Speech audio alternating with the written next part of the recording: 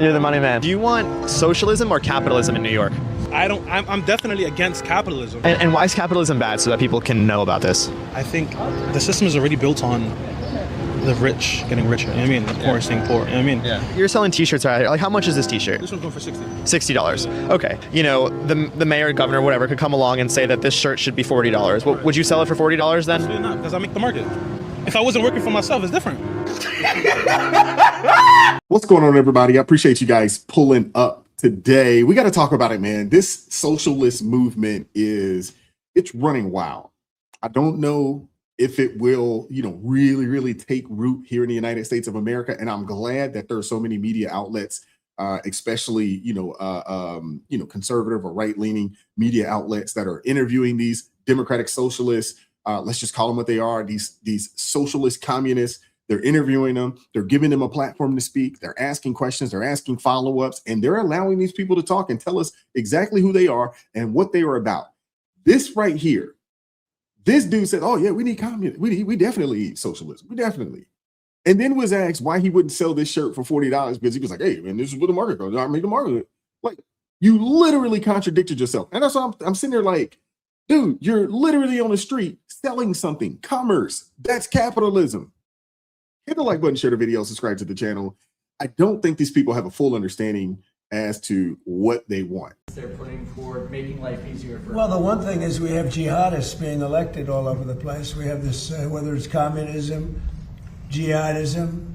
It's a friend of mine called up. He said, really, you should use the word jihadist because that's what's happening. And I'm not sure that anybody, if you take a look at what happens in other countries, I think that's not going to be necessarily the way we want to live. But when you look at the radicalism and the craziness of the candidates and the stupidity of what they're suggesting, let's get rid of the Supreme Court, let's get rid of the presidency, let's get rid of the Senate. They want to get, sometimes I'd like to get rid of the Senate too, but I don't say it, and I wouldn't do it. But, they want to get rid of the Senate, they want to get rid of, ideally, the House, but they're thinking about maybe keeping the House, Isn't that nice? These are people that have been not successful. They're people that have been, in many cases, failures. They come from other failed countries, and they come here and they tell us how to run our country. They come from places like, I won't mention because I don't want to get myself into a controversy, but they come from countries that are not great. They come from, let's say, as an example, Somalia. They come in and then they tell us how our Constitution, how our Declaration of Independence, how it works. It doesn't work that way, and they're not smart. They have no aptitude. They have nothing going, and they're telling us how to run our country. And I just don't think it's going to happen. I think that they start off, now I may be wrong, but they start off with a big disadvantage. People don't want to have The president's absolutely right here. We could call it what it is. It's political jihadism. They understand that they cannot win with the bullet. So, hey, let us go in and infiltrate the politics. Let's go in and infiltrate, from the inside out. And let's see if we can take the country down that way. And what's crazy is you have these champagne socialists, these people that are worth millions upon millions of dollars, the AOCs, the Hassan Pikers. There's so many of them out here, and they want to tell you, you know what I'm saying? And they want to tell you how to live. And they want to tell you that, hey, it's the billionaires, it's the evil, people that's got all the money. We need to redistribute the wealth, but they never talk about redistributing theirs. How about they be the example? At what point does your very expensive home stop being a basic human necessity and something that essentially reinforces the very system that you're critiquing? I don't think the purchases that you make necessarily, if you're buying a private jet, it's a little different, but I don't think the purchases that you make, as long as you're not using it to engage in capital accumulation, imply, something less ethical than whatever purchase you're making in general. These people are full of sugar honey iced tea. Dude lives in a $2.7 million 5-bed, 3-bedroom, 3-bathroom house with a pool in, one of the hippest areas, in all of California. And yet this dude's like, oh, well, if you got a private jet, like they just move the goalpost. You're wealthier than the majority of the country. What are we talking about here? I have a house. The reason why it's so expensive is because it's in West Hollywood.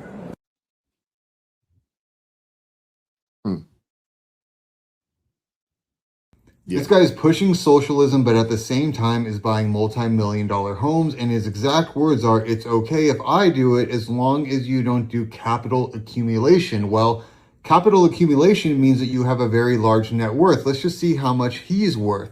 If we look at his net worth, we're looking at around an estimate of $20 to $35 million. To me, that seems like you're accumulating a pretty large amount of capital. If we look at his income, he's making $2.8 million in just a couple of years from things like subscriptions and donations. And if we look at how much does he actually make per year, according to sources, it looks like he averages in the $4+ million range in recent years. So that seems to me like he is benefiting pretty well on the capitalist system, yet he's pushing socialism. Yeah, it's the craziest thing ever, man. Rules for thee, not for me. Rules for thee, not for me. And they're like, oh, it's the billionaires we got to go after because these people are multimillionaires and they're continuing to fatten, build up their coffers on this bad ideology. Daria Lisa Avila Chevalier recently won a primary election in New York City and is almost sure to win the general election. She attended on October 8th pro-Palestinian, pro-Hamas rally, which many people saw as a justification of the October 7th attack. And some of her tweets have been extremely ugly on this score and on others. Do you fully support her in all these activities and what she's had to say? I think Daria Lisa can speak for herself, certainly, and I think she's apologized for some pieces of that and has been not for quite attending that rally, unapologetic about other pieces of that. And do you support her yourself in that? Yeah, I do. Why? Because in other words, you would have gone to that rally had you been able. That's a good question. I probably would have. Yeah. I don't live in New York City, so I wouldn't have. One day after the slaughter of 1,200 people and taking of over 200 hostages, you would have come and rallied behind Hamas. I think that October 7th was largely inevitable. If you put people in an open-air concentration camp and you deprive them of rights, of dignity, of food, of the ability to live in safety, you have to expect that they are going to not take that for that long. And that is not defending any harm of civilians or of non-combatants. Well, sure. That is. Do you think it is? You're saying you're supporting it. I'm saying that I think it was inevitable.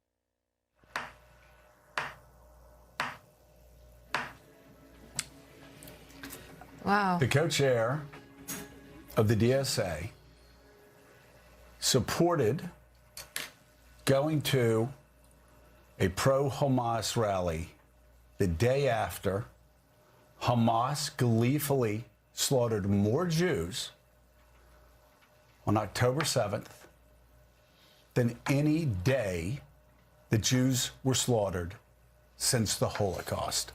Women raped, young children shot in front of their parents, parents shot in front of young children.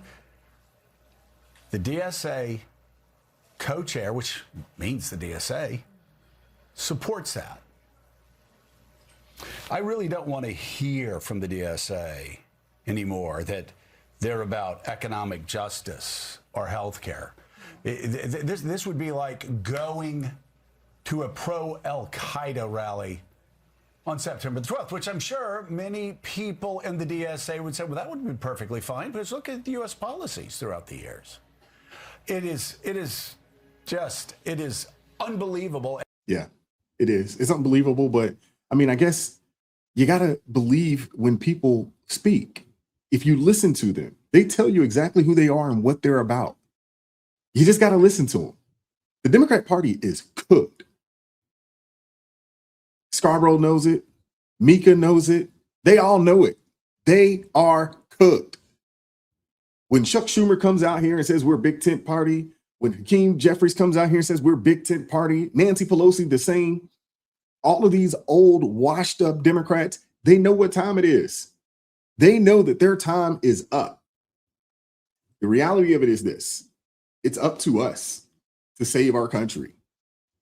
Because if you leave it up to these folks, they can't. They have no say. They can't do anything with these people. More than 250 Democratic Socialists already serve in public offices now all across our country.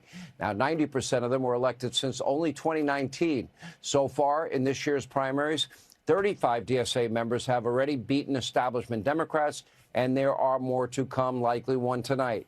In other words, the Democratic Party is quickly, as you once knew it, going extinct, is now being replaced by a group of extreme, American-hating, Israel-hating communists that would like to destroy our entire way of life and, frankly, remake America in an image you wouldn't recognize while China rules the world. And despite the extremely high stakes here, this is the best, establishment Democrat. Hannity's absolutely right. That is their plan. And it's already on record that they have pledged an allegiance to China. These people want to make China the #1 superpower in the world. That is their goal. The enemy isn't on their way. The enemy, the barbarians, aren't at the gate. You see this picture? They are here. And they're running and they're beating out establishment Democrats. And in some cases, in liberal places, liberal cities around the country, they have actually won. And they are effectively running those cities into the ground. Goodness gracious. Are you still a member of Democratic Socialists of America? Of the New York City chapter. The New York City chapter, not the national? No. And what's the difference? So every DSA chapter is formed locally. Yeah. And so the New York City DSA chapter, those are folks that you know. It's kind of like your local union chapter. Yeah. And yeah. So, because Yeah, and this is a person that would like to run for president, an active card-carrying member of the Democratic Socialists of America. And this is the person that some people within that party believe should become president of the United States. You cannot make this stuff up. And she didn't differentiate herself as far as, the New York, the New York chapter. They're not different than the actual DSA in a whole. She just said, hey, yeah, I'm a part of the New York chapter. She just wanted to clarify that. But I want you guys to see what a meeting looks like at this New York chapter. Check this out. Here, we don't know. Hopefully not. That's right. I was there, and they're not going to be happy about me publishing this video at all. Too bad. Have you heard of the People's Forum? It is the radical left-wing organization fueling the rise of the DSA in American politics. Well, I snuck into one of their meetings at their New York City headquarters last week. All right, guys. Shout out to Political, man. Dude's doing great work. Y'all make sure y'all go over and subscribe to his channel over on YouTube. This dude's doing phenomenal work out here in these streets. We're walking up to the People's Forum office right now. Wish us luck. We made sure our spy pens were on and ready to go, recording audio and video, and we proceeded to walk into the venue. We had no problems checking in, but we were told up front that there was absolutely no recording allowed during the meeting. Listen to them brag about how they're taking power using undercover operatives for the DSA, including illegal immigrants. Their code word for illegal immigrants is compañeros, which means comrade in Spanish. We know that the eyes of the capitalist class and the surveillance state is on the left, right? And then we have to take that threat seriously. I just want to say that as an immigrant who was not born in this country, as a formerly undocumented immigrant, as someone who just got her citizenship in 2016, I did not openly identify myself as a socialist. For a while, I was a closeted socialist. So I understand that, sometimes because of our own safety, because of the political context, because of your power, you may not be as out and proud or active in particular roles that may be public in your politics. But what I do want to say is that there are so many ways in which you can be involved behind the scenes in small ways. Part of the work that I did and the reason I moved to Queens was because I saw the political power that undocumented workers and undocumented people in Queens were building. And I see some compañeros here that I work with at NICE, Barbara, shout out, compañera, who were part of this movement, right? And so I know deeply and personally and firsthand that you don't have to have papers to have power, right? We need to band together, and we need to get ready for this war that's coming up.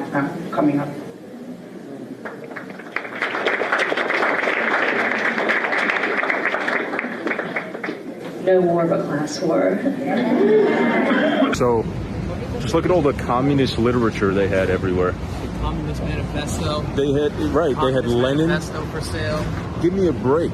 They're not communist, my ass. The place was covered in communist propaganda and literature. First, I spotted several references to the Black Panther Party, the militant black nationalist organization that has Marxism and Maoism as core tenets. On the wall was a painting of Assata Shakur, an open communist and leader of the Black Liberation Army who was charged in the United States with several bank robberies and murders, including a conviction for killing a state trooper. She fled to Cuba after escaping prison and was protected by the communist regime there until her death in 2025. I spotted countless depictions of Vladimir Lenin, the murderous Bolshevik dictator who founded the Soviet Union and is responsible for as many as 10 million deaths during the Red Terror and through concentration camps and mass forced starvations. Several attendees sported red Bolshevik stars on their hats and shirts. After I asked one about his shirt, he told me outright that he was a communist and thinks that figures like Hassan Piker are not radical enough for him. A book by Communist Party leader Claudia Jones was on display on the front table, as well as several by Karl Marx on the bookshelf behind it. So what does this all mean? The DSA candidates who claim that they are not communist are giving speeches to and collaborating with the People's Forum, an obviously communist organization. Wow.